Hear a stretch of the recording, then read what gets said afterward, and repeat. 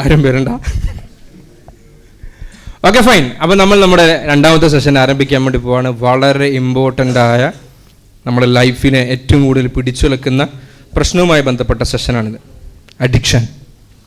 നമ്മൾ നമ്മുടെ ലക്ഷ്യത്തിലേക്ക് പോകുന്ന സമയത്ത്, നമ്മുടെ ഗോൾസ് നമ്മൾ നേടിയെടുക്കാൻ പോകുന്ന സമയത്ത് നമ്മൾ ഏറ്റവും വലിയ ഒബ്സ്റ്റക്കിളായിട്ട്, തടസ്സമായിട്ട് നിൽക്കുന്ന കാര്യമാണ് അഡിക്ഷൻ. നമ്മുടെ പല ചങ്ങലകളിൽ ബന്ധിച്ചിരിക്കുന്ന അഡിക്ഷൻ നമ്മൾ ഓരോ ആളുകളും വേട്ടയാടുന്നുണ്ട്. ഏത് ഏജ് ഗ്രൂപ്പിലുള്ള ആളുകളെ സംബന്ധിച്ചിടത്തോളം അവരെ ഒന്നല്ലെങ്കിൽ മറ്റൊരു അഡിക്ഷൻ അവരെ വേട്ടയാടുന്നുണ്ട്.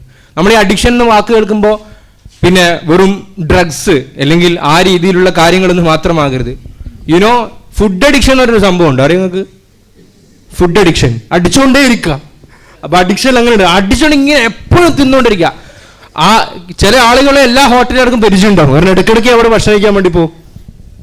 അപ്പൊ ഈ അഡിക്ഷൻ പ്രശ്നമാണ്. അപ്പൊ നമുക്കറിയാം കള്ളു കുടിക്കരുത്, നമുക്കറിയാം, അല്ലെങ്കിൽ ഇന്ന കാര്യങ്ങൾ കാണരുത്, നമുക്കറിയാം, സ്മാർട്ട് ഫോൺ അമിതമായി ഉപയോഗിക്കരുത്, നമുക്കറിയാം, നമുക്ക് നസീഹത്തുകളിൽ അത് കേൾക്കാറുണ്ട്. പക്ഷേ ഇതിന്റെ വഴി എന്താണ്, ഇത് രക്ഷപ്പെടാനുള്ള വഴി എന്താണ്, ഇത് നമ്മൾ പലപ്പോഴും ഡിസ്കസ് ചെയ്യാറില്ല എന്നുള്ളതാണ് കാര്യം. സോ നമ്മൾ അഡ്രസ് ചെയ്യുന്നത് ഇതിന്റെ കോസസ്, അതിന്റെ സൈക്കോളജിക്കൽ സ്റ്റേജസ് എന്തൊക്കെയാണ്, ഇതിൽ നിന്ന് മാറാനുള്ള ടൂൾസ് എന്തൊക്കെയാണ് എന്നുള്ളതാണ്. അപ്പൊ എന്താണ് അഡിക്ഷൻ എന്ന് പറഞ്ഞാൽ? Addiction is when A person loses control over using something.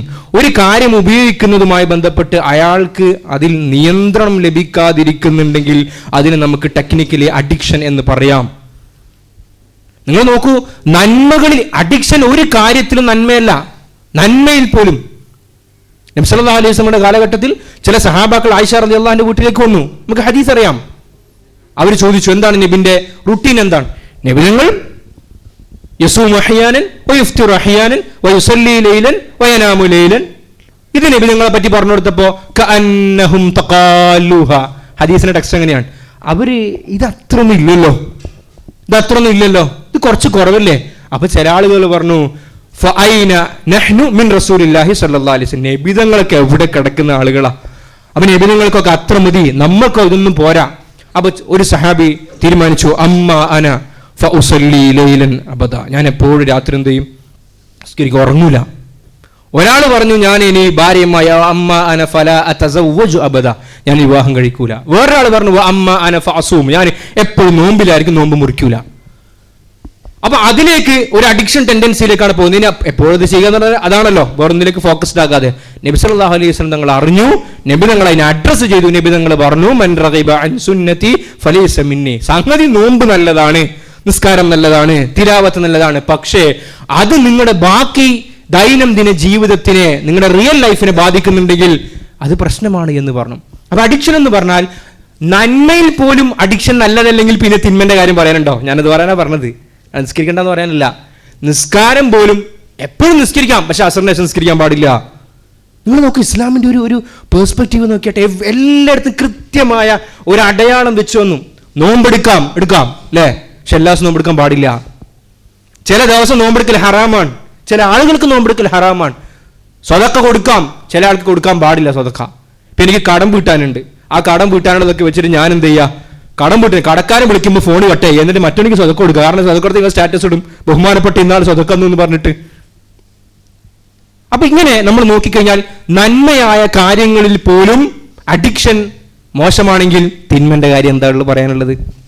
അപ്പൊ ഇതാണ് അഡിക്ഷന്റെ ഒരു ഡെഫിനിഷൻ എന്ന് പറയുന്നത്. നമ്മൾ മനസ്സിലാക്കേണ്ടത് അഡിക്ഷൻ എന്ന് പറയുന്നത് കേവലം നമ്മൾ പറയല്ല അത് നമ്മുടെ ഈമാൻ കുറഞ്ഞു പോയതിന്റെ പേരിലാണ്, അല്ലെങ്കിൽ നമ്മുടെ ചുറ്റുപാട് മാത്രമാണ്. മക്കളെ, to be honest, believe me, addiction അത് സാഹചര്യങ്ങളുമായി ബന്ധപ്പെട്ടത് മാത്രമല്ല, അതിന് തലച്ചോറുമായി ബന്ധമുണ്ട്. നമ്മൾ അഡിക്ഷനിലേക്ക് വന്നു കഴിയുമ്പോൾ നമ്മുടെ തലച്ചോറിന്റെ പ്രവർത്തനങ്ങൾ മാറി മറിയാൻ വേണ്ടി തുടങ്ങും, അതിന്റെ സിസ്റ്റം മാറും.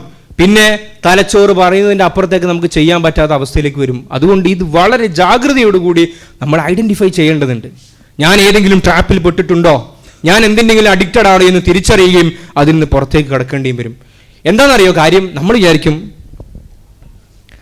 പല അഡിക്ഷൻസും, ചില അഡിക്ഷൻ പറയുമ്പോൾ നമ്മൾ പറയും അത് പിന്നെ കല്യാണം കഴിഞ്ഞാൽ ശരിയാവും.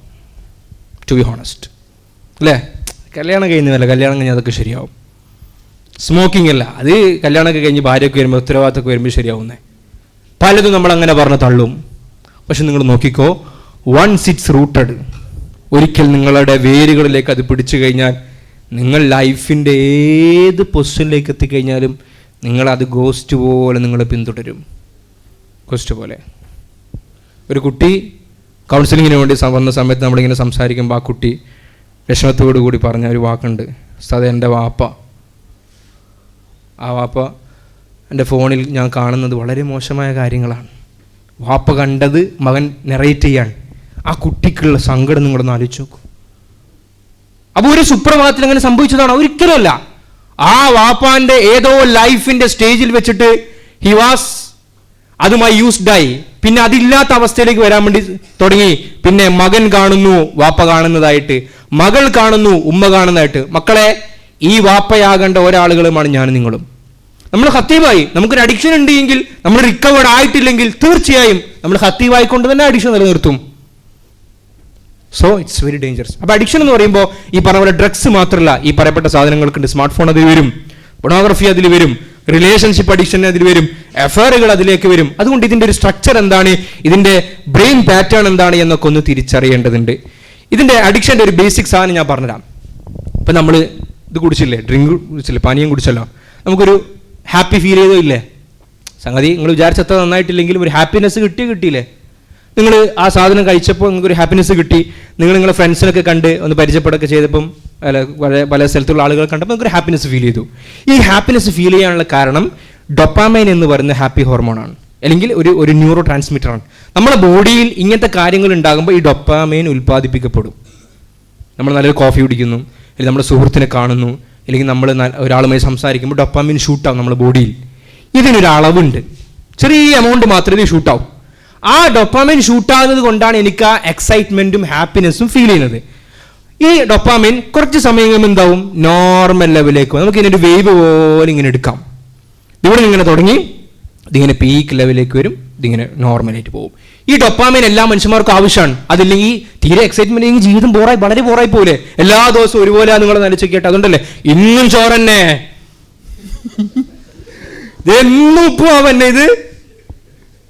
അപ്പം എന്തെങ്കിലുമൊക്കെ ചേഞ്ച് വരുമ്പോൾ മനുഷ്യന്മാർക്ക് ഈ സാധനം കിട്ടും. അപ്പൊ അള്ളാഹു താല ഭൂമിയിൽ നമ്മുടെ പ്രപഞ്ചത്തിൽ ഇതിനുള്ള സാധനങ്ങളൊക്കെ നിശ്ചയിച്ചു തന്നിട്ടുണ്ട്.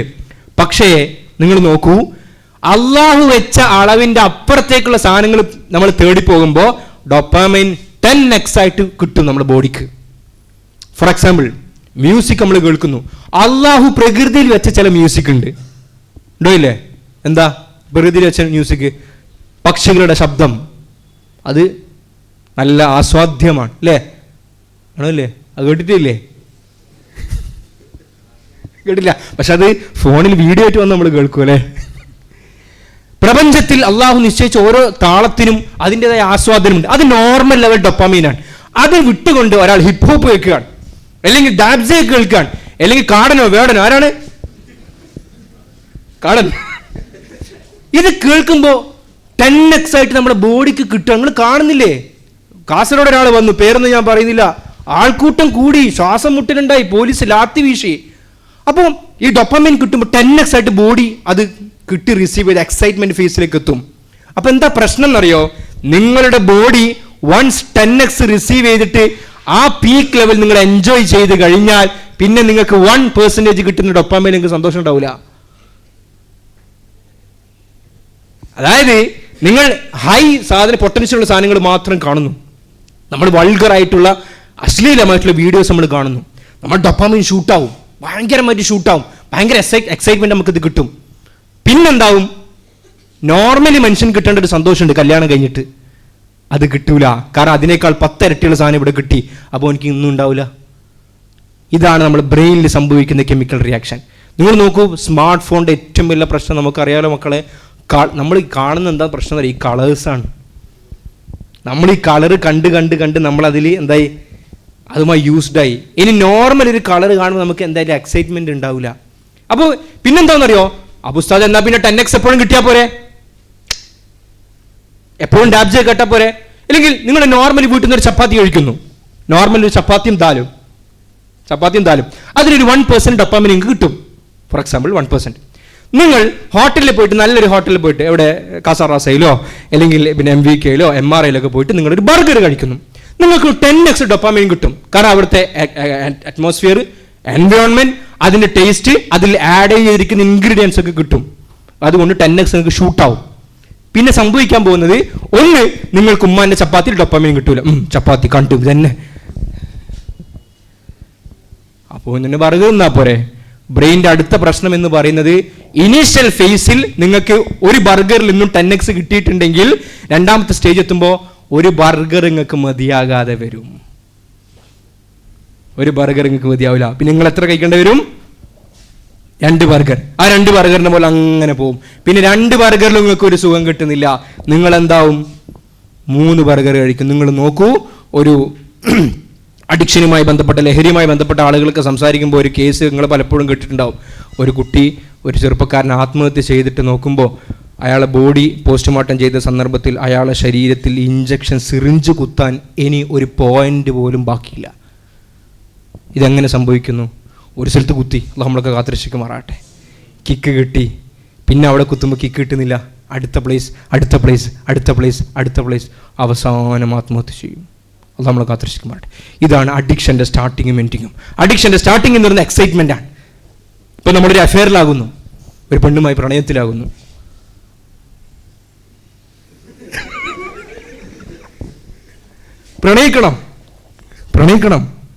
പ്രണയിക്കണോടോ.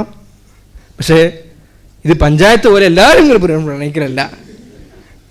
എല്ലാ നാട്ടിലും എല്ലാ പെൺകുട്ടികളും പ്രേമിക്കുക. അപ്പം എന്താ സംഭവിക്കുന്നത്? അപ്പം നാച്ചുറലി അള്ളാഹു നമുക്ക് നൽകിയ ലവ് ഹോർമോൺ ഓക്സിറ്റോസിൻ ഉണ്ട്. ഇത് എന്താകാണ്? ആദ്യം ഒരു പെണ്ണിനെ പ്രേമിച്ചു, അപ്പോൾ ഡോപാമൈൻ ഷൂട്ടായി, കുറച്ച് മതങ്ങനെ വേണം, ഇപ്പം പിന്നെ 1 വരെ 2 വേണം. അപ്പോൾ അടുത്ത ആളിലേക്ക് പോകുന്നു, ഈ എക്സൈറ്റ്മെന്റ് നഷ്ടപ്പെടും. എന്നിട്ടോ 16ാമത്തെ വയസ്സിൽ തുടങ്ങിയ പ്രണയ പരമ്പര, 16ാമത്തെ വയസ്സ് തുടങ്ങിയ പ്രണയ പരമ്പര, ഈ സഖാവിന്റെ കല്യാണം കഴിയുമ്പോഴത്തേക്ക് 25 വയസ്സായിട്ടുണ്ടാവും അല്ലേ? 25 വയസ്സിലേക്ക് മിക്കവാറും കല്യാണം കഴിയുക. എല്ലാ ചെറുപ്പക്കാർക്കും ഭാര്യമാരെ കിട്ടിട്ട് ഏറ്റവും വലിയ പ്രശ്നത കേരളത്തില്. 25ാമത്തെ വയസ്സാകുമ്പോൾ പെണ്ണിനെ കിട്ടി. ആ പെണ്ണ് കുട്ടിയൊക്കെ എന്തില്ല? ഡോപ്പാമൈൻ ഇല്ല. കാരണം എല്ലാ ഡോപ്പാമൈനും കോട്ട കഴിഞ്ഞിട്ടുണ്ട്. സോ തിരിച്ചറിയുക, ഈ സ്ട്രഗിൾ ഉണ്ടല്ലോ, ഇത് പുറത്തൊരാൾക്ക് മനസ്സിലാവില്ല. ഇപ്പം എനിക്ക് തലവേദന വന്നു, എൻ്റെ കൈ മുറിഞ്ഞു, എൻ്റെ കാല് മുറിഞ്ഞു, പുറത്തൊരാൾക്ക് മരുന്ന് വെച്ച് കിട്ടിത്തരാൻ വേണ്ടി പറ്റും, അല്ലെങ്കിൽ ഒരു പാരസെറ്റമോളോ ഡോളോ പെനഡോളോ തരാൻ വേണ്ടി പറ്റും. പക്ഷേ അഡിക്ഷൻ എന്ന് പറയുന്നത് ഞാനും നീ ഒറ്റക്ക് സ്ട്രഗിൾ ചെയ്യണം. രാത്രിയും പകലും, ഊണിലും ഉറക്കത്തിലും, പള്ളിയിലും പള്ളിൻ്റെ പുറത്തും ഒക്കെ സ്ട്രഗിൾ ചെയ്യണം. സോ നമ്മൾ തിരിച്ചറിയാം, ഞാൻ എവിടെയാണ് കുടുങ്ങിക്കിടക്കുന്ന ട്രാപ്പ്. ചില ആളുകൾക്ക് അത് ഫുഡായിരിക്കാം, ചില ആളുകൾക്ക് അത് മൂവീസ് ആയിരിക്കും. സുബ്ഹാന ജല്ല ജലാലു, ഇതിങ്ങനെ കണ്ട് കണ്ട് കണ്ട് കണ്ട് കണ്ട് അയാൾ വേറൊരു ലോകത്താണ്. അയാളിങ്ങനെ നടന്നു പോകുമ്പോൾ തന്നെ ഫ്രെയിമാണ് ഇങ്ങനെ മൊത്തത്തിൽ കാണുക. BGM ഒന്നും ഇല്ലെങ്കിലും അയാളെ വേക്കിൽ ഇങ്ങനെ കുറേ BGM ഉണ്ടാവും. പിന്നെ അയാൾ നോർമൽ ലൈഫിൽ നിന്ന് പുറത്തേക്ക് കടന്നു. ഇനി മോശമായ വീഡിയോസ് കാണുന്ന ആളാണെങ്കിൽ നിങ്ങൾ നോക്കിയോ, ആ ആൾ ഏറ്റവും കൂടുതൽ സംഭവിക്കാവുന്നത് ഉൾവലിയും. ഈ മോശമായ പൊണോഗ്രഫിയും അതുമായി ബന്ധപ്പെട്ട വിഷയങ്ങൾ വരുമ്പോൾ ആൾക്ക് സോഷ്യലൈസ് ചെയ്യാൻ വേണ്ടി മുഖത്ത് നോക്കാൻ കഴിയില്ല. എപ്പോഴും ഒറ്റയ്ക്ക് വെക്കേണ്ട ഒരു ടെൻഡൻസി ഉണ്ടാവും. എപ്പോഴും ഉള്ളിലേക്ക് വരേണ്ട ഒരു സ്വാഭാവികത അയാളുടെ ഉള്ളിലുണ്ടാവും. അതുകൊണ്ട് ഈ അഡിക്ഷൻ എന്ന് പറയുന്നത് അത് റിലേറ്റഡ് ടു ഫിസിയോളജിയാണ്, അതിന് സ്പിരിച്വോളജിയുമായി ബന്ധമുണ്ട്, എല്ലാവുമായിട്ട് റിലേറ്റഡ് ആണ്. ഇതിൻ്റെ റൂട്ട് കോസാണ് നമ്മൾ ആദ്യം ചർച്ച ചെയ്യുന്നത്. ഒന്ന്, ജെനറ്റിക് ഫാക്ടേഴ്സ്. നമ്മൾ ചില കാര്യങ്ങൾ പറയുമ്പോൾ നമുക്ക് വിഷമവും പ്രയാസം ഉണ്ടാവും. ചില റിയാലിറ്റീസ് ഹാർഷ് ട്രൂത്താണ്, പെയിൻഫുൾ ആയിരിക്കും. പക്ഷെ നമ്മൾ അക്സെപ്റ്റ് ചെയ്യുക എന്നുള്ളതാണ്. നമ്മുടെ ജെനറ്റിക് എന്ന് പറയുന്നത് അറിയാലോ, നമ്മുടെ പാരമ്പര്യത്തിൽ ഇതിന് ഒരു സ്വാധീനമുണ്ട്. എൻ്റെ കുടുംബത്തിൽ എൻ്റെ വാപ്പക്കോ എൻ്റെ ഉമ്മക്കോ എൻ്റെ ഉമ്മാമക്കോ എൻ്റെ ഉപ്പാപ്പക്കോ എൻ്റെ വല്യപ്പക്കോ എൻ്റെ വല്യമ്മക്കോ ആർക്കെങ്കിലും ഒരാൾക്ക് അഡിക്ഷൻ ഉണ്ടെങ്കിൽ there is A high chance എനിക്കും 40%-ന്റെയും 60%-ന്റെയും ഇടയിൽ അഡിക്ഷൻ ഉണ്ടാകാനുള്ള സാധ്യതയുണ്ട്. ഇത് ഞാൻ പറഞ്ഞിട്ടില്ലെങ്കിൽ എന്താണെന്നറിയോ, നമ്മൾ ഒരു ഏരിയയിലേക്ക് മാത്രം കണക്റ്റഡ് ആയാൽ, ഇപ്പോൾ ചില ആൾ പറയും പിന്നെ ഈമാൻ്റെ പ്രശ്നം കൊണ്ട് മാത്രമാണ് അഡിക്ഷൻ എന്ന് പറഞ്ഞാൽ ശരിയാണ്. ഈമാൻ്റെ കുറവ് ഒരു ഘടകമാണ്, ഒരു ഫാക്ടറാണ്. അപ്പോൾ ഈമാൻ കൂടാൻ എന്താ ചെയ്യേണ്ടത്? എന്താ ചെയ്യേണ്ടത്? യസ്മഉ ആയാത്തില്ല, യസ്മഉ ഹദീസ് നബി സല്ലല്ലാഹു അലൈഹി വസല്ലം, യസ്മഉ നസിഹ, ദീന്റെ കാര്യങ്ങൾ കേൾക്കണം, ആയത്തുകൾ പറയണം.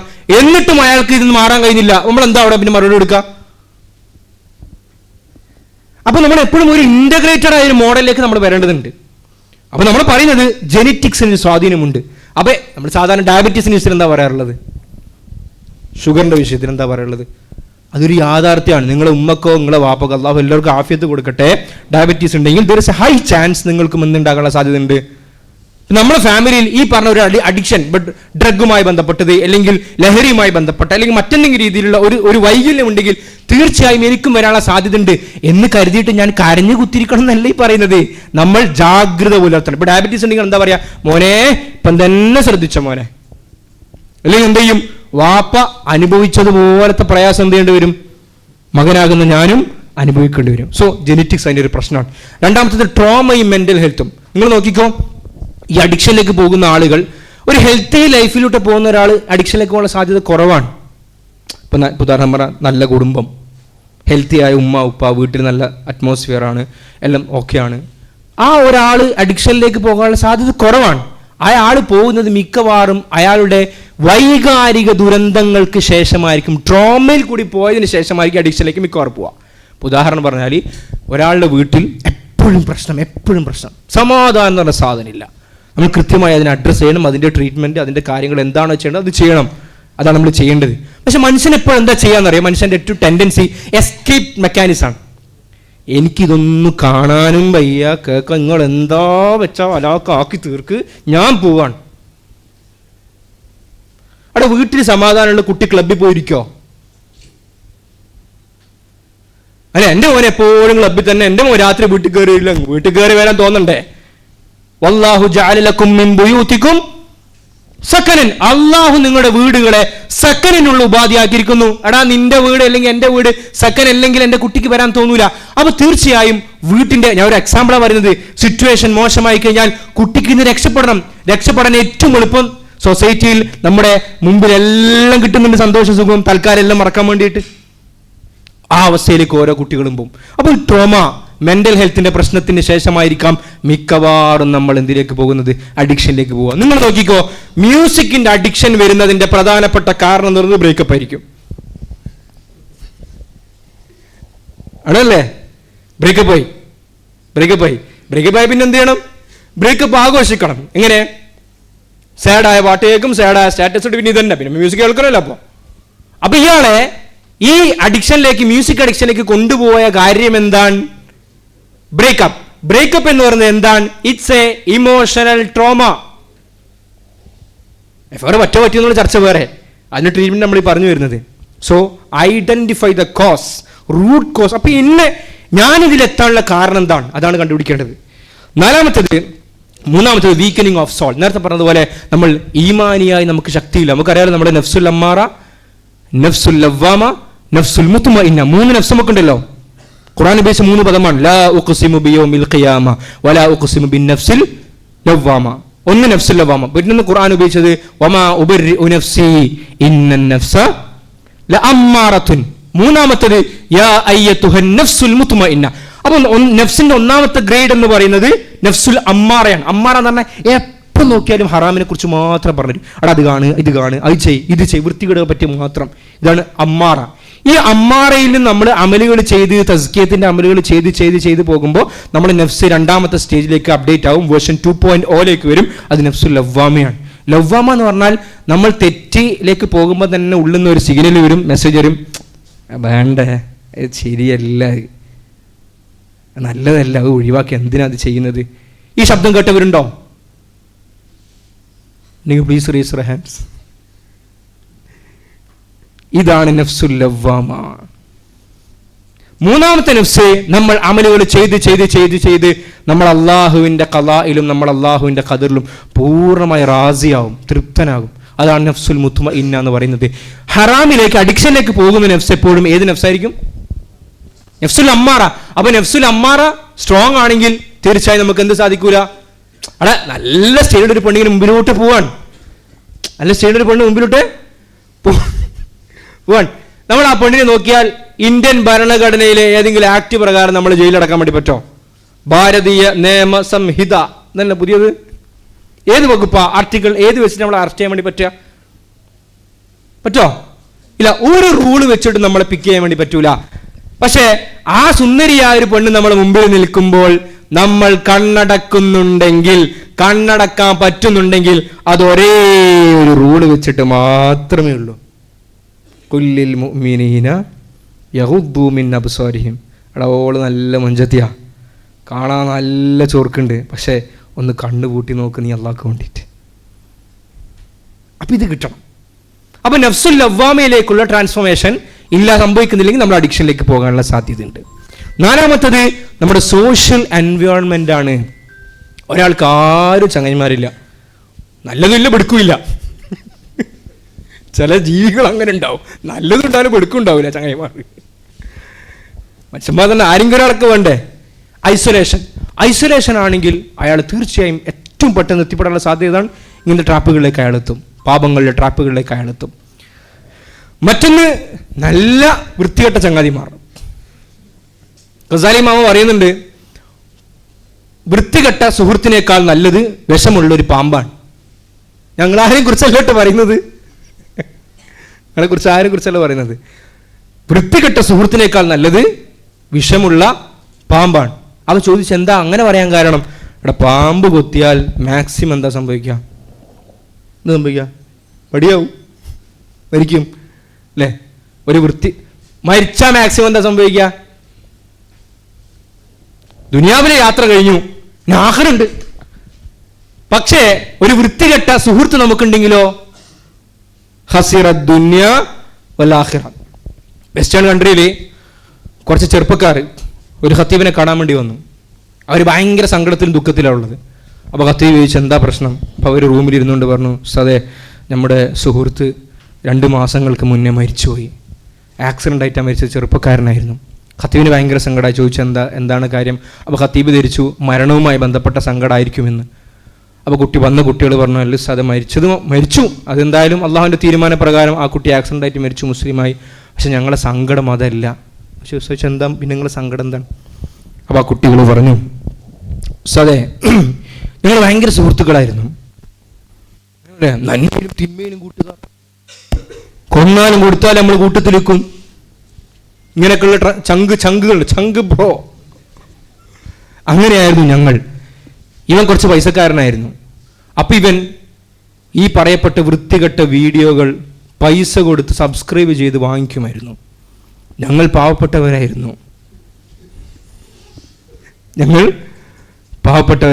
പണം കൊടുത്ത് കാണാനുള്ള കപ്പാസിറ്റി ഒന്നും നമുക്കില്ല. അപ്പോൾ ഇവൻ വാങ്ങുമ്പോൾ ഈ സബ്സ്ക്രൈബ് ചെയ്യുന്ന ഓട്ടോമാറ്റിക് ഫോർവേഡ് എന്ന് പറയുന്നൊരു സാധനം വെച്ചിട്ട് ഇവനിക്ക് വരുന്ന സാധനം ഓട്ടോമാറ്റിക്കായിട്ട് എന്തൊക്കെ ഹാക്ക് വെച്ചിട്ട് ഞങ്ങൾക്കും കിട്ടും. ആര് കിട്ടും? ഇവൻ്റെ ഫ്രണ്ട്സിനും കിട്ടും. സംഗതി പ്രശ്നം എന്താണെന്ന് വെച്ചാൽ അവൻ്റെ പേയ്മെൻറ്റ് 1 ഇയറിൻ്റെ പേയ്മെൻറ്റ് അവൻ ചെയ്തിരുന്നു, അവൻ മരിച്ചു. ഇപ്പോഴും ആ വീഡിയോസ് നമുക്ക് വന്നുകൊണ്ടിരിക്കുന്നു. അവൻ മരിച്ചിട്ടും തീരുന്നില്ല. അതാണ് പറഞ്ഞത് ഗസാലി ഇമാമ്, ഒരു ദുഷിച്ച സുഹൃത്ത് അതിനേക്കാൾ നല്ലത് വിഷലിപ്തമായ പാമ്പാണ്. അപ്പൊ എൻ്റെ സോഷ്യൽ സർക്കിളിൽ, എൻ്റെ ഫ്രണ്ട് സർക്കിളിൽ അങ്ങനെ വൃത്തികേട് പറയുന്ന, വൃത്തികേടിലേക്ക് നയിക്കുന്ന ഒരാളുണ്ടെങ്കിൽ നമ്മൾ റെക്കഗ്നൈസ് ചെയ്യണം. അതൊരു കോഷൻ സിഗ്നലാണ്. ഇത് എന്നെ നാശത്തിലേക്ക് കൊണ്ടുപോകുന്ന ആളാണ്. എനിക്ക് അള്ളാഹുവിൻ്റെ അപ്പുറത്തേക്ക് കണക്ക് ബോധിപ്പിക്കേണ്ട യാതൊരു ആവശ്യമില്ല. ഇത് പോയാൽ ഇതിനെ അപകടത്തിൽ കൊണ്ടെത്തിക്കും. എല്ലാം ചെയ്യണം. ഒന്നല്ല ഈ പാക്കറ്റ് അപ്പുറം കൊടുത്തു, ഞാൻ വേറെ എന്നോട് പറഞ്ഞു, ഒന്ന് കൊടുത്താൽ പോരെ, എനിക്ക് എന്തിനാ ചെയ്തെന്നിനി? എന്നാൽ പിന്നെ എന്താ ചെയ്യുമ്പോൾ കൊടുക്കാണ്ടിരിക്കാൻ കഴിയില്ലല്ലോ. ആ പാക്കറ്റും കൊണ്ട് പോകുമ്പോഴാണ് മറ്റൊരു വരുന്നത് ബീക്കണിട്ടിട്ട്. തീർന്നില്ലേ? അത് നമ്മൾ ആഫിയത്തിലാക്കി തീർക്കുമാറാകട്ടെ. അപ്പം 4ാമത്തെ കാര്യം സോഷ്യൽ എൻവയോൺമെന്റ് ആണ്. സോ റൂട്ട് കോസ് എന്ന് പറയുന്നത് 1 ജെനറ്റിക്സ് ആണ്, 2 ട്രോമ ആൻഡ് മെന്റൽ ഹെൽത്ത് ആണ്, 3ാമത്തെ വീക്കനിങ് ഓഫ് സോൾ, 4ാമത്തെ സോഷ്യൽ എൻവയോൺമെന്റ് ആണ്. ഇതൊക്കെ നമുക്കറിയാം. ഇത് കേൾക്കാനല്ലേ നമ്മളോട് വന്നിട്ടുള്ളത്. റിക്കവറി എങ്ങനെ? പക്ഷെ നമുക്ക് ആമുഖം പറയാതിരിക്കാൻ നിവൃത്തിയില്ലോണ്ട് ആമുഖം പറഞ്ഞത്. റിക്കവറിയെ പറ്റിയാണ് നമുക്ക് ചർച്ച. ഈ പ്രശ്നമാണെന്നും സോഷ്യൽ മീഡിയയും അല്ലെങ്കിൽ അഡിക്ഷനും പോണും ഡ്രഗ്സും മ്യൂസിക്കും മൂവീസും ഇതൊക്കെ പ്രശ്നമാണെന്ന് നമുക്കറിയാം. ഒരു 7 hours എന്ന് നമ്മൾ പറയും. ഈ റിക്കവറിയിലെ 7 hours, 3 അല്ല 7 hours. മസനഗുഡി വഴി അത് പോയി തോന്നല്ലേ? ഇപ്പോൾ മസനഗുഡി വഴി ഊട്ടി കഴിഞ്ഞു തോന്നല്ലേ? പുതിയ ട്രെൻഡ് എന്താ ഇപ്പോഴത്തേക്കാ? പുതിയ ഇറക്കി കുറേ ആയില്ല ട്രെൻഡ്. ഇപ്പൊ എന്താ ഞെട്ടിക്കൽ ബിരിയാണി അല്ലേ? ഇപ്പൊ ഞെട്ടിക്കൽ ബിരിയാണിന്റെ കാലാണ് അല്ലേ? ഇവിടെ നമുക്ക് 7 hours. 7 hours എത്രയാ? 1ാമത്തെ R എന്ന് പറയുന്നത് റെക്കഗ്നിഷൻ. ഫസ്റ്റ് സ്റ്റെപ്പ് റെക്കഗ്നൈസ് ചെയ്യാ, എനിക്ക് ഇന്ന പ്രശ്നം ഉണ്ട്, അതെ ഞാൻ മ്യൂസിക്കിന്റെ അഡിക്ഷനിൽ പെട്ടിരിക്കുകയാണ്, റെക്കഗ്നൈസ് ചെയ്യാം. അല്ലെങ്കിൽ എനിക്ക് ഈ പറഞ്ഞ പോലെ പിന്നെ ഹറാമായ റിലേഷൻസ് എന്ന അഡിക്ഷൻ എനിക്കുണ്ട്, അത് ഏതൊരു ബോയ് ആകട്ടെ ഗേൾ ആകട്ടെ എന്തോ ആയിക്കൊള്ളട്ടെ. റെക്കഗ്നൈസ് ചെയ്യാത്തടത്തോളം കാലം, നിങ്ങൾക്ക് തലവേദന ഇല്ല ഉണ്ട് എന്ന് തിരിച്ചറിയാത്തടത്തോളം കാലം അതിന് മരുന്ന് കൊടുക്കാൻ കഴിയോ? ഇല്ല. അതുകൊണ്ട് നമ്മളെ പറ്റി സെൽഫ് അനാലിസിസ് നടത്തുക, റെക്കഗ്നൈസ്. രണ്ടാമത്തത് റെസ്പോൺസിബിലിറ്റി. ഈ അഡിക്ഷനിലൊക്കെ പോകുന്ന ആളുകൾ പറഞ്ഞ ന്യായം അറിയോ നിങ്ങൾ? പിന്നെ ഈ അഡിക്ഷനിൽ പെട്ട ആളുകളൊക്കെ പറഞ്ഞൊരു കോമൺ വാക്കുണ്ട്, ഞാൻ എങ്ങനെ നടന്ന ആളെന്നറിയോ, എനിക്കിങ്ങനൊന്നും ജീവിക്കണമെന്ന് ഒരു ആഗ്രഹമില്ല, എൻ്റെ ഭാര്യ ഒരു സമാധാനമോടെ എനിക്ക് തരൂല, അതുകൊണ്ടാണ് ഞാൻ ഈ കുടിക്കുന്നത്. അല്ലെങ്കിൽ എനിക്ക് എന്തെങ്കിലും സമാധാനം കിട്ടേണ്ട ഉത്സാഹം, പുരക്ക് പോയ അട്ടി, ഇവിടെ പോയ അട്ടി, അവിടെ പോയ, അപ്പം ആ സമാധാനത്തെ രക്ഷപ്പെടാൻ വേണ്ടി ഞാനിത് ചെയ്യുന്നത്. ഈ അടുത്തൊരാൾ കൗൺസിലിങ്ങിനൊന്നും, അപ്പോൾ അയാളൊരു ലവ് ട്രാപ്പിൽ പെട്ടിരിക്കുകയാണ്. അപ്പോൾ ഞാൻ ചോദിച്ചു, മോനെ ഇത് പ്രശ്നമല്ലേ? ഇത് പ്രശ്നമല്ലേ? പ്രശ്നമാണ് ഉസ്താദേ, പക്ഷെ എന്തെങ്കിലും എനിക്ക് വീട്ടിൽ സമാധാനം ഇല്ല, എനിക്ക് എൻ്റെ പ്രശ്നങ്ങൾ പറയാൻ ആരുമില്ല. അപ്പൊ ഇവിടെ സംഭവിക്കുന്നറിയോ, എൻ്റെ വീക്ക്നെസ്സിന്റെ റെസ്പോൺസിബിലിറ്റി ഞാൻ ചുമത്തുന്നത് ദുനിയാവിൽ എല്ലാവരും എത്തുവാണ്. ഞാൻ ഇങ്ങനെ കാരണം ആരാണ്? പള്ളി പ്രസിഡന്റ്. എന്റെ ജീവിതം കുത്തുവായെടുക്കാൻ കാരണം എന്താണ്? മദ്രസന്റെ പ്രിൻസിപ്പൾ. അരെ ബായ്, നിങ്ങൾ എന്ന് നിങ്ങളുടെ ലൈഫിന്റെ റെസ്പോൺസിബിലിറ്റി ഏറ്റെടുക്കുന്നില്ലയോ, 1% പോലും മാറാൻ നിൽക്കുന്നില്ല. ഓക്കെ, എനിക്ക് മ്യൂസിക് അഡിക്ഷൻ ഉണ്ട്, ഞാൻ തിരിച്ചറിയുന്നു, അതിന്റെ ഉത്തരവാദി ആരാണ്? ആരുമല്ല, നീ തന്നെ. നമ്മൾ ബ്ലെയിം മറ്റുള്ളവരിലേക്ക് കൊണ്ടുകൊടുക്കാണ്. ഞാൻ സിനിമ കാണുന്നു, ഞാൻ മൂവീസ് കാണുന്നു, അത് ആരെ കൊണ്ട്? ഓനെല്ലാം കൊടുത്ത് തന്നെ കാണിച്ചു, ഓനെല്ലാം തന്നെ ഫസ്റ്റ് ആദ്യമായിട്ട് ടാക്സി കൊണ്ടുപോയി, അവിടെ അന്ന് കൊണ്ടുപോയി, അത് അവിടെ കഴിഞ്ഞു. പക്ഷെ ഇന്ന് നീ പോകുന്നുണ്ടെങ്കിൽ, ഇന്ന് നീ മ്യൂസിക് കേൾക്കുന്നുണ്ടെങ്കിൽ, ഇന്ന് നീ ഒരു ഹറാമായ റിലേഷനിൽ പോകുന്നുണ്ടെങ്കിൽ, it's pure in your choice, നിന്റെ ചോയ്സ് ആണത്. റെസ്പോൺസിബിലിറ്റി ഏറ്റെടുക്കാൻ തയ്യാർ. പരാജയങ്ങളുടെ റെസ്പോൺസിബിലിറ്റി നാട്ടുകാരെ മേത്ത് മൊത്തം ചുമത്താം, വിജയങ്ങളോ ഫുൾ എൻ്റെ പരീക്ഷ കോസാണോ, അത് ഞാൻ പഠിച്ചിട്ട് ഉസ്താദ് പറ്റുന്നില്ല. നമ്മുടെ സൈക്കോളജിയിൽ ഇന്റേണൽ ലോക്കസ് ഓഫ് കൺട്രോൾ എന്ന് പറയും. അപ്പൊ ടേക്ക് ദ റെസ്പോൺസിബിലിറ്റി. അപ്പൊ റെസ്പോൺസിബിലിറ്റി ഏറ്റെടുപ്പോൾ ഞാൻ മനസ്സിലാക്കുന്നു എൻ്റെ പരാജയത്തിന്റെ ഉത്തരവാദിത്തം. ഇപ്പൊ ക്ലാസ് എൻ്റെ ഒരാൾ എൻ്റെ ഉസ്താദിന്റെ ക്ലാസ് മോശമായി പോയി. അവ അവർ എങ്ങനെ, നിങ്ങൾ ശരിയില്ലാത്തോണ്ടാ, നിങ്ങളെ നീയത്ത് മോശമില്ലാത്തോണ്ടാ, അങ്ങനെ ചിന്തിച്ചാൽ എനിക്ക് വളരാൻ സാധിക്കുമോ? ഞാൻ റെസ്പോൺസിബിലിറ്റി ഏറ്റെടുക്കണം. നിങ്ങൾ കാണാറുണ്ടോ ഈ വേൾഡ് കപ്പിലും മറ്റേലൊക്കെ പിന്നെ ടീം പരാജയപ്പെട്ടാൽ പത്രത്തിൽ എപ്പോഴും കാണുന്ന ഒരു സ്റ്റേറ്റ്മെന്റ് ഉണ്ട്, എന്താ? പരാജയ കാരണം ഏറ്റെടുത്ത് കോച്ച് രാജിവെച്ചു.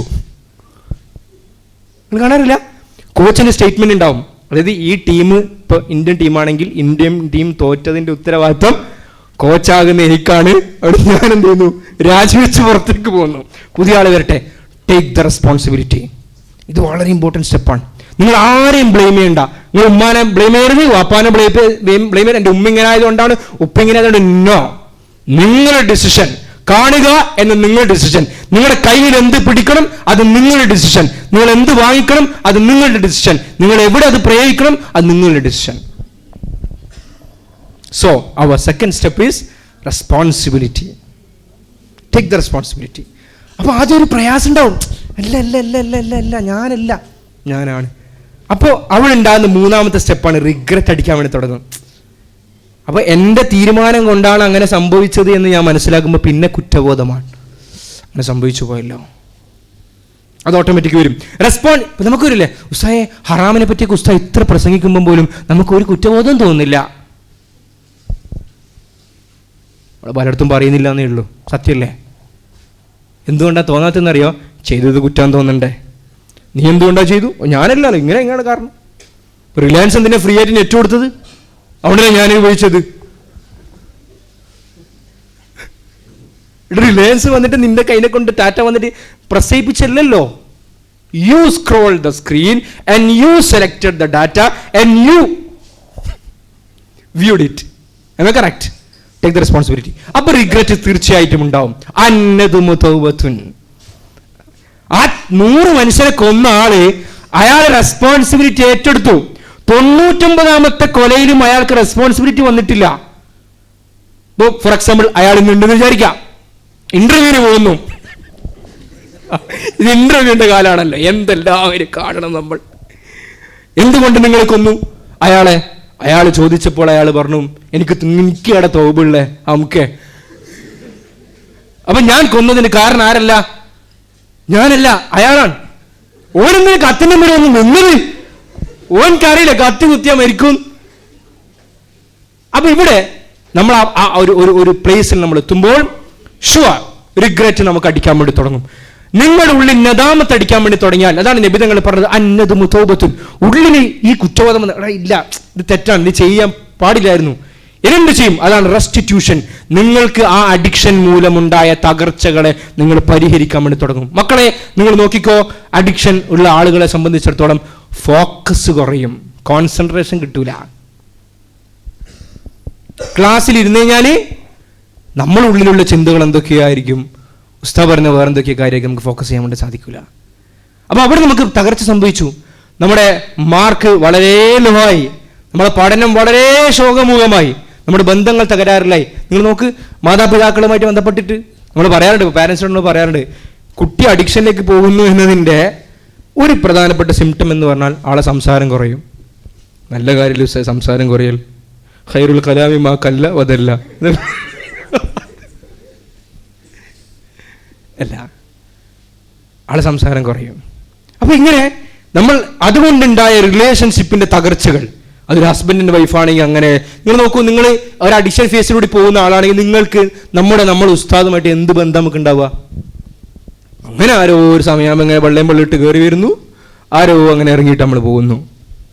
അപ്പോൾ ഫോർത്ത് സ്റ്റേജിൽ നമ്മൾ ചെയ്യും റെസ്റ്റിറ്റ്യൂഷൻ. നമുക്കുണ്ടായ തകർച്ചകൾക്ക് നമ്മൾ അതിന് പരിഹാരം ഉണ്ടാക്കിയെടുക്കാൻ വേണ്ടി തുടങ്ങും. അതാണ് അതിന്റെ ഫോർത്ത് സ്റ്റേജ് എന്ന് പറയുന്നത്. അഞ്ചാമത്തത് റിക്കവറി പ്ലാനിങ്. ഇതിൽ നിന്നും എങ്ങനെ റിക്കവറി ചെയ്യാൻ വേണ്ടി പറ്റും? ഇവിടെ ഞാൻ ജനുവനായിട്ട് പറയാം, പല ആളുകൾക്കും മാറുന്ന ആഗ്രഹമുണ്ട്. ആണല്ലേ, അവനാണ് നമ്മുടെ ഇരുന്നത്, അല്ലെങ്കിൽ ഇരിക്കൂലല്ലോ, നമുക്ക് മാറണം, നന്നാകണം എന്നൊക്കെ ആഗ്രഹം ഉണ്ടല്ലോ. ഇതെന്താ വിഷയം? ഇവിടെ റിവേഴ്സ് സൈക്കോളജി എന്നൊരു പ്രശ്നമുണ്ട്. റിവേഴ്സ് സൈക്കോളജി എന്ന് പറഞ്ഞു കഴിഞ്ഞാൽ എളുപ്പത്തിൽ പറഞ്ഞുതരാം. ഒരാൾ ഡോക്ടറെ അടുത്ത് പോയി, അയാളെ രോഗമൊക്കെ പറഞ്ഞപ്പോൾ ഡോക്ടർ പറഞ്ഞു, ഞാനൊരു ടോണിക്ക് തരാം, അമ്മക്കല്ല നിനക്ക് ഒരു ടോണിക്ക് തരാം, ഇത് കുടിക്കുന്ന സമയത്ത് നിങ്ങൾ കുരങ്ങിനെ ഓർമ്മിക്കരുത് എന്ന് പറഞ്ഞു. ഇത് കുടിക്കുന്ന സമയത്ത് എന്ത് ചെയ്യരുത്? കുരങ്ങിനറിയില്ലേ, നമ്മൾ പലപ്പോഴും ആ വിളി കേട്ടിട്ടുള്ളവരല്ലേ അല്ലേ? കുരങ്ങിനെന്ത് ചെയ്യരുത്? ഓർമ്മിക്കരുത്. ശരി ഡോക്ടറെ. അയാളെ വീട്ടിലേക്ക് പോയി, ഉച്ചയൂണ് കഴിച്ചു, ടോണിക് കുടിക്കേണ്ട സമയമായി. അപ്പൊ ഡോക്ടർ എന്താ പറഞ്ഞത്? കുരങ്ങിനെ ഓർമ്മിക്കരുത്. ടോണിക് എടുത്തു, കുരങ്ങിനെ ഓർമ്മിക്കരുത്. ആദ്യം ഓർമ്മ വന്ന എന്താ? അപ്പൊ കുരങ്ങിനെ ഓർമ്മിച്ചുകൊണ്ട് എന്ത് ചെയ്യാൻ പാടില്ല? ഇത് കുടിക്കാൻ പാടില്ല. അപ്പൊ അയാൾക്ക് കുടിക്കാൻ കഴിയോ? ഇല്ല. ഇവിടെ നമ്മൾ വെക്കുന്ന നമ്മുടെ കൊഗ്നീഷനിൽ നമ്മൾ ചെയ്യുന്ന ഒരു ഫ്രെയിം എന്താണെന്നറിയോ? ഇൻഷാ അല്ലാഹ് ഞാൻ മരിക്കുന്നവരെ ഞാൻ മ്യൂസിക് കേൾക്കൂല, ഞാൻ മരിക്കുന്നവരെ മ്യൂസിക് കേൾക്കൂല. ഇത് ബ്രെയിൻ കേട്ടപാട് എടാ മരിക്കുന്നവരെ കേൾക്കൂല എന്നാ. എടാ നീ എന്ത് പറയുന്നത്? അടുത്ത പരിപാടിക്ക് ഡേറ്റ് വന്നിട്ടുണ്ട്, ഷാമാരുടെയും വേടന്മാരുടെയും കാടന്മാരുടെയും ഡബ്സിന്റെ എല്ലാവരും ഡേറ്റ് ഉണ്ട്, നീ എങ്ങനെ കേൾക്കാണ്ടിരിക്കും? അപ്പൊ ഡേറ്റില്ല, ഞാനിനി കേൾക്കൂല, ഞാനിനി മ്യൂസിക് കേൾക്കൂല. അപ്പൊ നിങ്ങൾ ഏറ്റവും കൂടുതൽ ചിന്തിച്ചുകൊണ്ടിരിക്കുന്നത് എന്തിനെ പറ്റിയിട്ടാ? മ്യൂസിക്കിനെ പറ്റിയിട്ട്. നിങ്ങൾക്ക് അങ്ങനെ പുറത്തേക്ക് കിടക്കാൻ വേണ്ടി പറ്റും. നിങ്ങൾ സാധാരണ ദേഷ്യം പിടിച്ച് പണങ്ങി നമ്മൾ തീരുമാനിക്കുക ഈ മരിക്കുന്ന ഒരുവനെ കുറിച്ച് ഓർമ്മിക്കൂല, നിങ്ങൾ ഏറ്റവും കൂടുതൽ ഓർമ്മിക്കുവാനെ പറ്റിയിട്ടായിരിക്കും. അവർ റിവേഴ്സ് സൈക്കോളജി അവിടെ വർക്ക് ചെയ്യും. നിങ്ങൾ എന്തിനെയാണോ കൂടുതൽ മറക്കാൻ ശ്രമിക്കുന്നത്, നിങ്ങൾ അതിനെക്കുറിച്ചായിരിക്കും കൂടുതൽ ഓർമ്മിക്കുക. നിങ്ങളൊരു അഫെയറിൽ പെട്ടു, അഫെയർ ഇൻഷാ അല്ലാഹ് തൗബ ചെയ്ത് ഞാൻ അവളെക്കുറിച്ച് ഞാൻ ഓർമ്മിക്കുകയില്ല, ഞാൻ മരിക്കുന്നവരെ ഓർമ്മിക്കൂല. അപ്പൊ അവളെ ഓർമ്മിക്കുകയില്ല എന്ന് പറയുമ്പോൾ തന്നെ ആരോപിച്ചുങ്ങള് അവിടെ മന്തിക്ക് പ്രകാരം സെൽബാണ്, അവിടെ ഓർമ്മിക്കുകയില്ല. അവിടെ സെൽബ് ഉണ്ടാണെങ്കിൽ അവിടെ മുസ്ബത്ത് ഉണ്ടാകണം. അപ്പൊ എന്താ ചെയ്യേണ്ടത്? റിക്കവറി പ്ലാനിങ് നിങ്ങൾക്ക് ചെയ്യേണ്ടത്. ഇപ്പൊ നിങ്ങൾക്ക് മ്യൂസിക് അഡിക്ഷൻ ആണ്. അപ്പൊ മ്യൂസിക് ഒരു ബിഹേവിയർ ആണല്ലോ അല്ലെ? Listening to music is a behaviour. നിങ്ങൾ അവിടെ ചെയ്യേണ്ടത് ഞാൻ ഇനി മരിക്കുന്നവരെ മ്യൂസിക് കേൾക്കൂല എന്നല്ല, നേരത്തെ നമ്മൾ ഗോൾ സെറ്റിംഗിൽ പറഞ്ഞതുപോലെ നിങ്ങൾ അതൊരു ഗോളാക്കി എടുക്കുക. എന്ത് ചെയ്യുക? ഇനി ഒരു മാസം വേണ്ട, ഒരാഴ്ച കാലത്തേക്ക് ഞാൻ ഡെയിലി 1 മണിക്കൂർ എഡ്യൂക്കേഷണൽ പോഡ്കാസ്റ്റ് ഞാൻ കാണും. സബ്സ്റ്റിറ്റ്യൂട്ട് ചെയ്യുക. അപ്പൊ നിങ്ങൾ ബ്രെയിൻ എന്തൊക്കെ ഫോക്കസ് ചെയ്യും? You have to listen to podcast. അപ്പൊ എങ്ങോട്ടേക്ക് തോട്ട് പോകില്ല. ഇപ്പൊ നിങ്ങൾ തീരുമാനിച്ചു ബ്രേക്കപ്പ് തൗബ ചെയ്തു, റിലേഷൻഷിപ്പിന് തൗബ ചെയ്ത് ഞാൻ എനിക്ക് കല്യാണം കഴിക്കുന്നതിനെ പ്രേമിക്കൂല, അല്ല കല്യാണം കഴിഞ്ഞാലും വേറെ ആളെ പ്രേമിക്കാൻ പാടില്ല, ഭാര്യ മാത്രമേ പ്രേമിക്കാൻ പറ്റുക, വേറെ കാര്യം. അവൻ എന്ത് തീരുമാനിച്ചു? ഇനി ഞാൻ അവളെ കുറിച്ച് ഓർമ്മിക്കുകയില്ല. അവ എപ്പോഴും ഓർമ്മിച്ചുകൊണ്ടിരിക്കും. അപ്പൊ നിങ്ങൾ എന്താ തീരുമാനിക്കേണ്ടത്? ഇനി ഒരാഴ്ചത്തേക്ക് അല്ലെങ്കിൽ ഒരു മാസത്തേക്ക് ഞാൻ പുതിയൊരു അറിവ് പഠിക്കുന്നതിന് വേണ്ടി പുതിയൊരു ഗുരുനാഥന്റെ അടുക്കൽ ഡെയിലി 1 മണിക്കൂർ ഞാൻ സ്പെൻഡ് ചെയ്യും. അപ്പൊ നിങ്ങളുടെ ബ്രെയിനിലേക്ക് പുതിയ സാധനങ്ങൾ വരാൻ വേണ്ടി തുടങ്ങും. അപ്പൊ ഇതാണ് റിക്കവറി പ്ലാനിങ് എന്ന് പറയുന്നത്. നിങ്ങളുടെ പഴയ ബിഹേവിയർ നിങ്ങൾക്ക് മാറ്റണമെങ്കിൽ നിങ്ങൾ എന്താ അവിടെ കൊണ്ടുവരണം? പുതിയ പുതിയ ബിഹേവിയർ ബിഹേവിയർ വലിയ ആനക്കാര്യം ആക്കേണ്ട ചെറിയ ചെറിയ കാര്യങ്ങൾ. ഞാൻ ഒരു കാര്യം പറയാം, ഈ അഡിക്ഷനുമായി ബന്ധപ്പെട്ട് നമ്മുടെ ഈ ഫോൺ അഡിക്ഷൻ അങ്ങനത്തെ സാധനങ്ങളൊക്കെ വരുമ്പോൾ നമ്മളൊരു എനർജി ഉണ്ട്, നമ്മുടെ ബോഡിയിൽ പടച്ചോ നൽകിയൊരു എനർജി ഉണ്ട്. ഈ എനർജി നമ്മൾ ഉപയോഗിക്കപ്പെടാതിരിക്കുമ്പോഴാണ് ഈ പ്രശ്നം നമുക്ക് പലപ്പോഴും വരുന്നത്. അപ്പോൾ നമ്മുടെ ഹെൽത്തി ഹാബിറ്റ്സിലേക്ക് പോവുക എന്നുള്ളതാണ്. ഇപ്പോൾ സ്വിമ്മിങ്, കുളിക്കാൻ പറ്റുന്ന സ്പെഷ്യൽ നമ്മുടെ കുളത്തിലും അങ്ങനത്തെ അടുത്തൊക്കെ വാക്കിങ് പോവാം, ജോഗിങ് ചെയ്യുക, കുറച്ച് ഹൈ ആയിട്ടുള്ള എക്സസൈസ് ചെയ്യുക. അപ്പോൾ ഈ കാര്യങ്ങളൊക്കെ നമ്മൾ നിരന്തരം ചെയ്ത് കഴിഞ്ഞാൽ നമ്മുടെ റിക്കവറി പ്ലാനിങ് നമുക്ക് എളുപ്പമാക്കാൻ വേണ്ടി പറ്റും. 6ാമത്തത് റീലാപ്സ് പ്രിവെൻഷൻ. അപ്പോൾ നമ്മളങ്ങനെ ചെയ്തു. ഇനി ഇൻഷാ അല്ലാഹ് ഇനി 2 ആഴ്ചക്ക് ഞാൻ നോക്കി മെസ്സേജ് അയക്കൂല, 2 ആഴ്ചക്ക് ഞാൻ എന്ത് ചെയ്യില്ല, പാട്ടേക്കൂല. ഓക്കെ, ഫസ്റ്റ് എന്താ സംഭവിക്കാന്നറിയോ? അഡിക്ഷനിൽ നിന്നും നിങ്ങൾ പുറത്തേക്ക് കടക്കാൻ വേണ്ടി പോകുമ്പോൾ ആദ്യം ഉണ്ടാകുന്ന വിത്ഡ്രോവൽ സിംറ്റംസ് ആയിരിക്കും. ഏതുപോലെ ഒരു കള്ളു കുടിക്കുന്ന ആൾ അല്ലെങ്കിൽ ഡ്രഗ് ഉപയോഗിക്കുന്ന ആൾ ഒരു ദിവസം ഡ്രഗ് നിർത്തി ആദ്യം എന്താ സംഭവിക്കുക? ഇങ്ങനെ പറക്കാൻ വേണ്ടി തുടങ്ങുന്ന ആൾ അല്ലേ? ആ സമയമാകുമ്പോൾ എന്ത് ചെയ്യും? ആൾക്ക് പ്രശ്നം ഇതാണ് വിത്ഡ്രോവൽ സിംറ്റം എന്ന് പറയും. ആ ടൈമിൽ അത് കിട്ടാതിരിക്കും, അസ്വസ്ഥമാകും. നമ്മൾ ഇങ്ങനെ പാട്ട് കേട്ട് കേട്ട് കേട്ട് കേട്ട് കേട്ട് അല്ലെങ്കിൽ ഹറാം എന്താണോ അത് ചെയ്ത് ചെയ്ത് ചെയ്ത് നമ്മുടെ ബ്രെയിൻ അതുമായി റീവയറായി അത് കിട്ടാതിരിക്കുമ്പോൾ ആദ്യം എന്താവും? ഭയങ്കരമായിട്ട് ഡിസ്റ്റർബ്ഡ് ആവും, ആങ്സൈറ്റി ഉണ്ടാകും, ചിലപ്പോൾ ദേഷ്യം ഭയങ്കരമായിട്ട് കൂടും, പ്രശ്നങ്ങളൊക്കെ ഉണ്ടാകും. അപ്പോൾ നമ്മൾ എന്ത് ചെയ്യും? മതി, ഇത് സഹിക്കാൻ കഴിയില്ല, സഹിച്ച് നിൽക്കാൻ കഴിയില്ല, വീണ്ടും പഴയതിലേക്ക് പോകും. അതിനാണ് റീലാപ്സ് എന്ന് നമ്മൾ പറയുന്നത്. അപ്പോൾ വീണ്ടും മെസ്സേജ് അയക്കാൻ കഴിഞ്ഞില്ല, മുത്തേ ഒറ്റവട്ടം ലാസ്റ്റ് വൺ ഇതോടുകൂടി തീരുമാനമാക്കാം. ഇതേപോലെയാണ് ഒരു തീ ഇങ്ങനെ കത്തിക്കൊണ്ടിരിക്കുകയാണ്, ലാസ്റ്റ് ആയിട്ട് ഒരു കടലാസം കൂടി കത്തിച്ചിട്ട് നിർത്താം. ഈ കടലാസം കൂടി ഇട്ടെടുത്താൽ വീണ്ടും എന്ത് ചെയ്യും? फिर भी जल जाएगा. So relapse prevention. അപ്പൊ എന്താ ചെയ്യേണ്ടതെന്നറിയോ? റീലാപ്സിലേക്ക് പോകാൻ കാരണം എന്താണോ അതിനെ ബ്രേക്ക് ചെയ്യുക എന്നുള്ളതാണ്. അപ്പൊ ഷോർട്ട് ടേം ഗോളുകൾ വെക്കാം. നിങ്ങൾ ഇങ്ങനൊന്നും നിയത്ത് വെക്കണ്ട കേട്ടോ, മരിക്കുന്നവരെ കേൾക്കില്ലെന്നും നിയത്ത് വെക്കണ്ട. ശരിക്കും നമ്മളെ ലക്ഷ്യം തന്നെയാണ് മരിക്കുന്നവരെ കേൾക്കരുത് മ്യൂസിക്, അല്ലാഹ് നമ്മളങ്ങനെ ആക്കട്ടെ. പക്ഷെ മരിക്കുന്നവരെ കേൾക്കുക എന്ന് പറഞ്ഞാൽ ആർക്കും ഇഷ്ടപ്പെടൂല? നമ്മുടെ ബ്രെയിന്. കാരണം നമ്മുടെ ബ്രെയിൻ ആരാ? നേരത്തെ പറഞ്ഞ പോലെ നഫ്സുൽ അമ്മാറയാണ്. അപ്പൊ നമ്മുടെ കുട്ടികൾ എന്താ ചെയ്യല്? പറ്റിക്കുകയാണ് സാധാരണ ചെയ്യാറുള്ളത്. മോനെ അടുത്ത മാസം ടൂറിന് പോവാനെ അല്ലേ, അടുത്ത മാസം സൈക്കിൾ വാങ്ങിത്തരാം. ഇതുപോലെ ബ്രെയിനെ പറ്റിക്കുക.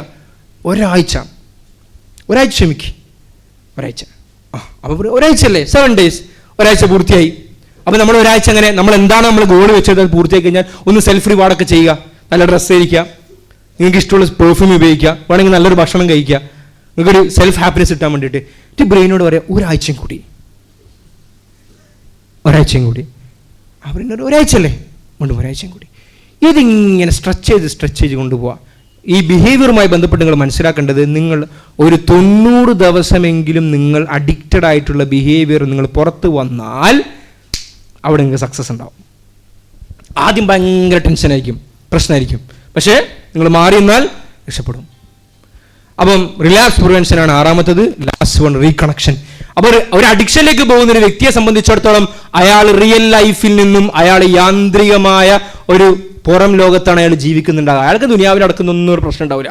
ഇവിടെ മോഡി വന്നതും SIR വന്നതും ഒന്നും ഒരു കാര്യമില്ല, കാരണം ഒരു വേറെ ലോകത്താണ് ഉള്ളത്.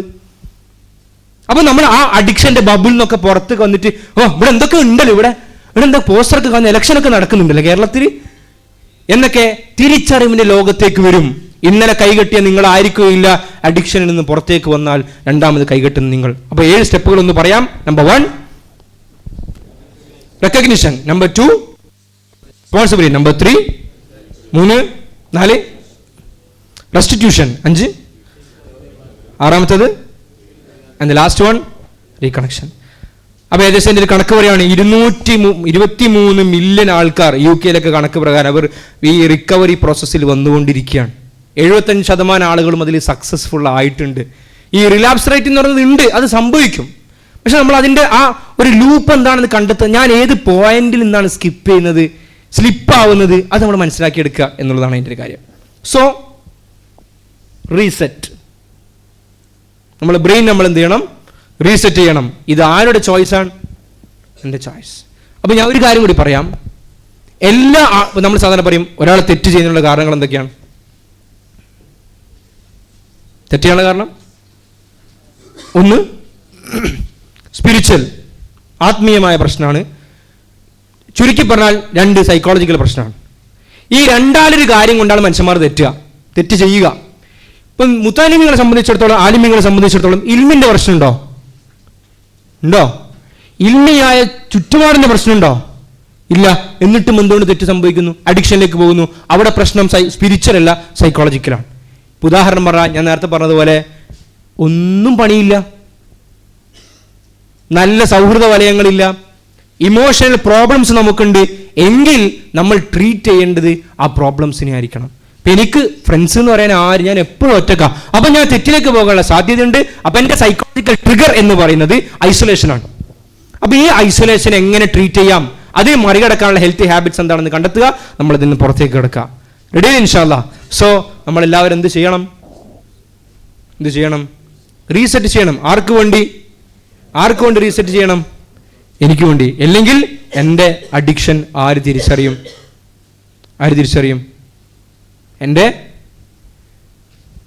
ഭാര്യ തിരിച്ചറിയും, എൻ്റെ മക്കൾ തിരിച്ചറിയും, എൻ്റെ സുഹൃത്തുക്കൾ തിരിച്ചറിയും, എല്ലാവരും തിരിച്ചറിയും. ആ ദിവസത്തിനെ കുറിച്ച് നിങ്ങളൊന്ന് ആലോചിക്കട്ടെ. ഒരു നോർമൽ ലൈഫ് നമുക്ക് പോസിബിൾ അല്ലാത്ത അവസ്ഥ വരും. അതുകൊണ്ട് നമ്മളെ സംബന്ധിച്ചിടത്തോളം ഈ ഒരു പൊസിഷനിലേക്ക് നമ്മൾ എത്തേണ്ടതുണ്ട്. ഇനി ഭയങ്കരമായ മനുഷ്യന്മാരല്ല, എന്തെങ്കിലുമൊക്കെ ഭയങ്കരമായ ട്രാപ്പിലൊക്കെ നമ്മൾ പെട്ടുപോയിട്ടുണ്ടെങ്കിൽ സീക്ക് പ്രൊഫഷണൽ ഹെൽപ്പ്. ഒരു മടിയും നമുക്ക് അതിൽ ആവശ്യമില്ല. ഇപ്പോൾ പ്രത്യേകിച്ച് പൊണോഗ്രഫിക് അഡിക്ഷനൊക്കെ ഉള്ള വളരെ ആഴത്തിൽ പോയിട്ടുണ്ടെങ്കിൽ ഒരു മടിയും നമുക്ക് വേണ്ട. Professional help seek. അതിന് ട്രീറ്റ്മെൻറ്റുകളുണ്ട്. CBT പോലെയുള്ള അതുപോലെയുള്ള തെറാപ്പികൾ നമ്മൾ ചെയ്തു കഴിഞ്ഞാൽ ഘട്ടം ഘട്ടമായി. കാരണം എന്താണെന്നറിയോ, എല്ലാ ആളും ഇതിലേക്ക് എത്തുന്നതിന് എന്തോ ഒരു കാരണമുണ്ട്, റൂട്ടുണ്ട്. ആ റൂട്ട് കണ്ടെത്തി അതിന് കൃത്യമായ പരിഹാരം കൊടുക്കുക എന്നുള്ളതാണ്. അത് നമുക്ക് ഇൻഡിവിജ്വൽ ലെവൽ, നേരത്തെ പറഞ്ഞ മൈക്രോ ലെവലിൽ മാത്രമേ നമുക്ക് ചെയ്യാൻ വേണ്ടി സാധിക്കൂ. അപ്പോൾ നമ്മൾ ആരെങ്കിലും അങ്ങനെ സ്ട്രഗിൾ ചെയ്യുന്നുണ്ടെങ്കിൽ നമ്മൾ അതിൻ്റെ ഹെൽപ്പ് നമ്മൾ സീക്ക് ചെയ്യണം എന്നുള്ളതാണ്. ഈ അടുത്തൊരു ചെറുപ്പക്കാരൻ വന്നു. ആ ആൾ ഏകദേശം ഒരു 10-26 വയസ്സുണ്ടാവും. ഭൗതിക തലത്തിലൊക്കെ എന്തൊക്കെയോ പഠിച്ച ആളാണ്. കല്യാണം കഴിഞ്ഞിട്ടില്ല, കല്യാണം നോക്കുന്നുണ്ടായിരുന്നു. അപ്പോൾ വന്നപ്പോൾ ആൾ പറഞ്ഞ പ്രശ്നം ഇതായിരുന്നു: പക്ഷേ ഫോൺ ഭയങ്കരമായിട്ട് അഡിക്റ്റഡാണ്, രക്ഷപ്പെടണം, കല്യാണം നടക്കാൻ വേണ്ടി പോവാണ്. അപ്പോൾ ഭയങ്കരമായ പ്രശ്നങ്ങൾ ഇനി വരാനൊക്കെ സാധ്യതയുണ്ട്. അപ്പോൾ ഇപ്പോഴാണ് ഇവർക്ക് അലാറം ബൾബ് കത്തിയത്, ഇനിയെങ്കിലും മാറണം എന്നുള്ളത്. അപ്പം നമ്മൾ നോക്കുമ്പോൾ നമ്മളെ ചെൽപ്പിടിയിൽ കിട്ടുന്നതല്ല, കുറച്ചും കൂടി ഡീപ്പ് ലെവലുണ്ട്, സാധനം ഉണ്ട്. അതിനതിൻ്റെതായ ട്രീറ്റ്മെൻറ്റിൻ്റെ ആവശ്യമുണ്ട്. നമ്മൾ നല്ലൊരു സൈക്കോളജിസ്റ്റിനെ റെഫർ ചെയ്തു, ആളെടുത്ത് പോയി അതിൻ്റെ ട്രീറ്റ്മെൻറ്റ് ചെയ്തു. ഞാൻ വിളിച്ച് ചോദിച്ചു എന്താ ഇപ്പോൾ അവസ്ഥ എന്നുണ്ട്. പറഞ്ഞു ഇപ്പോൾ അൽഹംദുലില്ലാ റാഹത്താണ് ഉസ്താദേ, ക്ലിയർ ആയിട്ടുണ്ട്, ആളെ കല്യാണം കഴിഞ്ഞു, ആളെ ജോബിലും പഠിത്തത്തിലൊക്കെ ഉഷാറായിട്ടുണ്ട്. അതുകൊണ്ട് നമ്മൾ ഒരു ഹെൽപ്പ് സീക്ക് ചെയ്യുന്നുണ്ടെങ്കിൽ അത് നമ്മളെ വീക്ക്നെസ്സിൻ്റെ അടയാളമല്ല, നമ്മുടെ സ്ട്രെങ്ത്തിൻ്റെ അടയാളമാണ്. അതുകൊണ്ട് recognise our self and take the responsibility. അപ്പോൾ ഇവിടെ നമ്മൾ രണ്ടാമത്തെ സെഷൻ ബ്രേക്ക് ചെയ്യുകയാണ്.